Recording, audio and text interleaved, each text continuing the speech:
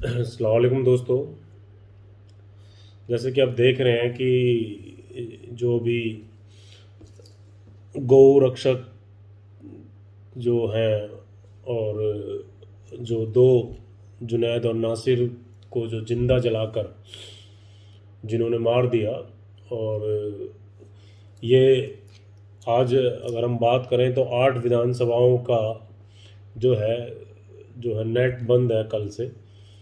और पूरी अर्थव्यवस्था जो होती है, जो नेट बैंकिंग को या जो लोगों के कारोबार होते हैं एक दूसरे की जो चीज़ों को ट्रांसफ़र करने का, जैसे वो होता है कि कुछ पेमेंटों का लेन देन होता है, बहुत सारे ऐसे काम होते हैं जो आप जो है ऑनलाइन करते हैं। तो वो चीज़ें आज जो है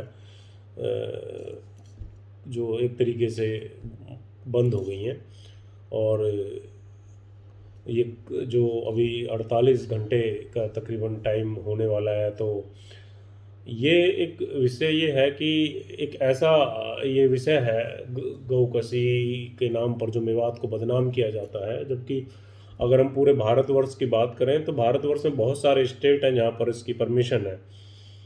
तो अगर एक जानवर जो गाय है, और गाय को लेके अगर हमारे जो सनातन धर्म के लोगों की जो आस्थाएं जुड़ी हुई हैं, तो इसमें मुसलमानों का तो ये है कि भाई अगर आपकी आस्थाएं किसी के साथ जुड़ी हुई हैं तो मुसलमान भी आपकी आस्थाओं के साथ खड़ा हुआ है। और मुसलमानों को कोई इससे वो नहीं है कि मुसलमानों का गाय को लेके कोई नफ़रत या कोई वो है। मुसलमान तो खुद गाय को पालते हैं, पोसते हैं उसे, और उनसे उनके घर का जो है दूध का, क्योंकि भारत तो किसान प्रधान देश है और इसमें जितने भी किसान हैं सबके पास गाय होती हैं, भैंसें होती हैं।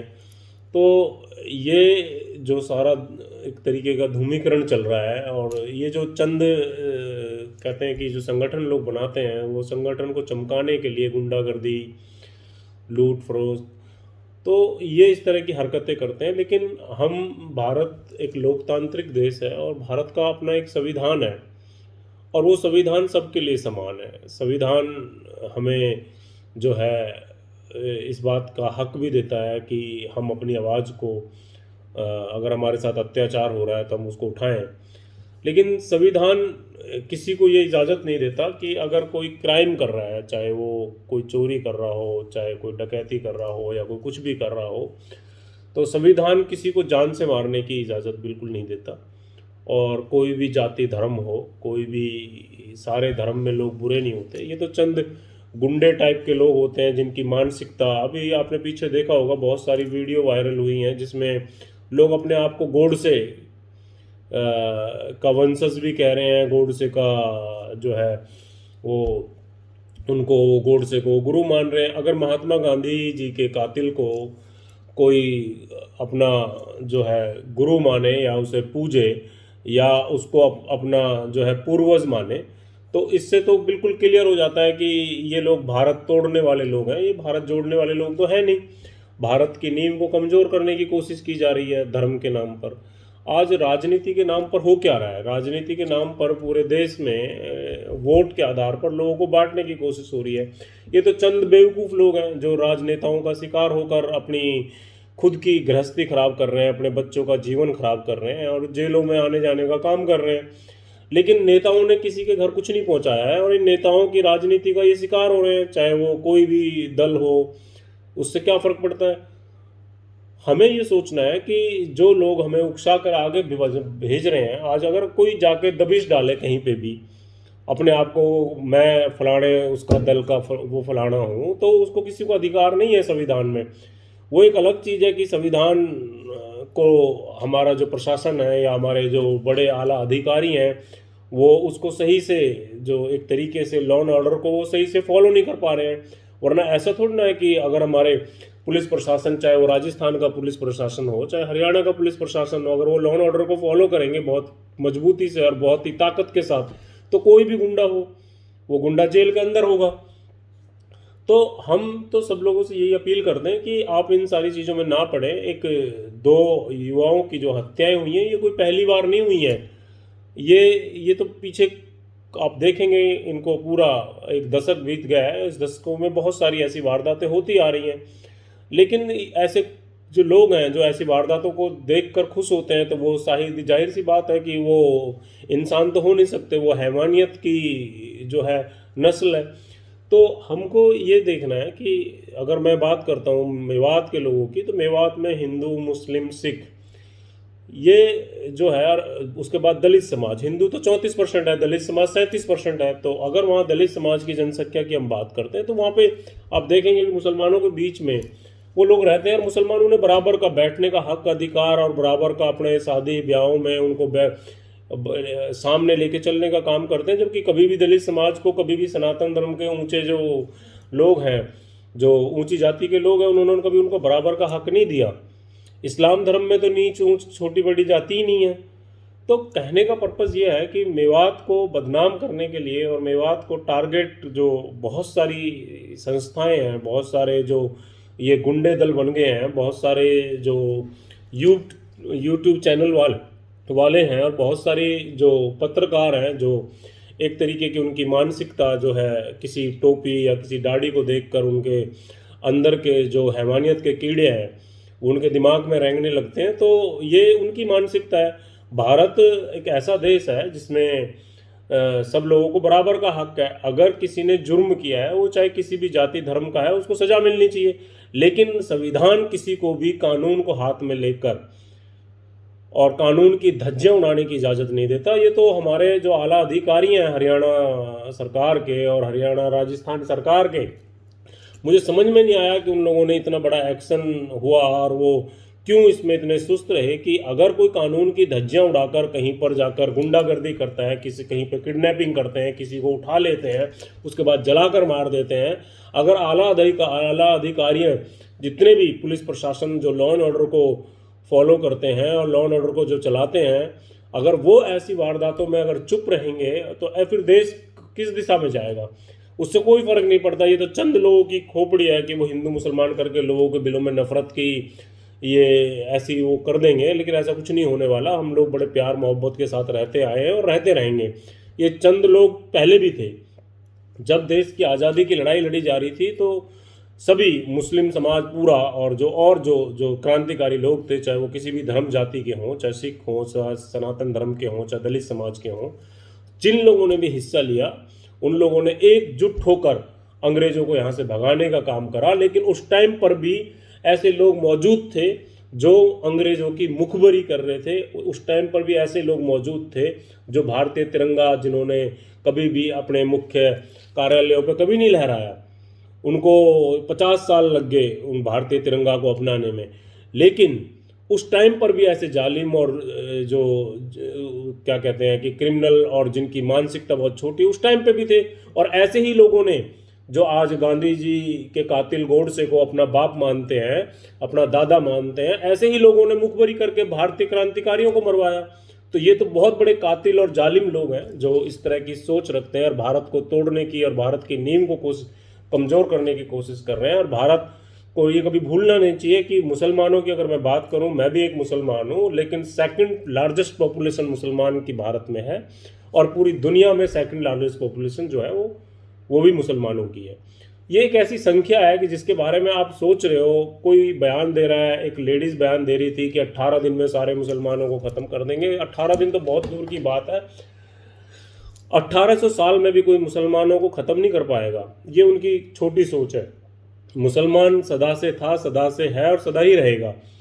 और मुसलमान, इस्लाम धर्म ऐसा है कि जो सबको अपनाता है। इस्लाम धर्म में रीति रिवाज ऐसे नहीं है कि दलित समाज को पीछे धकेल दो, किसी समाज को आगे ला दो, ये बड़ा है ये छोटा है। इस्लाम धर्म सबको बराबर जीने का, बराबर चलने का, बराबर बैठने का अधिकार देता है। इस्लाम धर्म में छुआछात का और किसी भी चीज़ के लिए कोई गुंजाइश नहीं है। इस्लाम धर्म मोहब्बत का धर्म है। इस्लाम को बदनाम करने की वो लोग कोशिश करते हैं जिन्होंने इस्लाम की ABC नहीं पता। आज अगर कोई मुसलमान कोई क्राइम करता है तो उसका मतलब ये थोड़ी ना है कि इस धर्म में कोई कमी है। आज अगर जिन लोगों ने इनको जला के मारा, अगर वो सनातन को मानने वाले हैं तो वो सनातन के नाम पे बदनुमा धब्बा है। अगर कोई मुसलमान कोई गलत काम करता है, इस तरह की जहालत का काम करता है, मुसलमान किसी को जला के मार देता है, तो वो भी कोई इस्लाम में नहीं है, वो भी जहालत का काम करेगा। लेकिन ये बड़ी शर्म की बात है कि बहुत सारे लोग जो है वो अपनी राजनीति चमकाने के लिए, चाहे वो यूट्यूब चैनल्स हों, चाहे वो प्रिंट मीडिया हो, चाहे सोशल मीडिया हो, चाहे नेशनल मीडिया हो, वो एक ऐसे बीज को जन्म दे रहे हैं जो हमारे देश की नींव को हिलाने का काम करेगा, हमारे देश को तोड़ने का काम करेगा। लेकिन जितने भी पढ़े लिखे हैं, जितने समझदार और जो हमारे समाज और देश के फिक्रमंद लोग हैं, जो सच्चा भारतीय होगा वो कभी इस तरह की बातों में ही नहीं आएगा, क्योंकि भारत किसी की का बाप की जागीर नहीं है, भारत सबका है जो भारत में रहते हैं। ये किसी के दल्लों का नहीं है कि जिन्होंने मुखबरी करके अंग्रेजों के क्रांतिकारियों को मरवा दिया, और जो गांधी जी के कातिलों को अपना बाप कहता हो, देश उनका नहीं है। ये देश उनका है जो गांधी जी के विचारों के साथ चलता है। ये देश उनका है जो हमारे भगत सिंह जैसे लोग हैं उनकी वीरता को सलाम करता है। ये देश उनका है जिन लोगों ने इस देश के ऊपर कुर्बानियां दी हैं। ये देश दल्लों का नहीं है, ये देश मुखबिरों का नहीं है, ये देश अंग्रेजों की चमचागिरी करने वाले लोगों का नहीं है।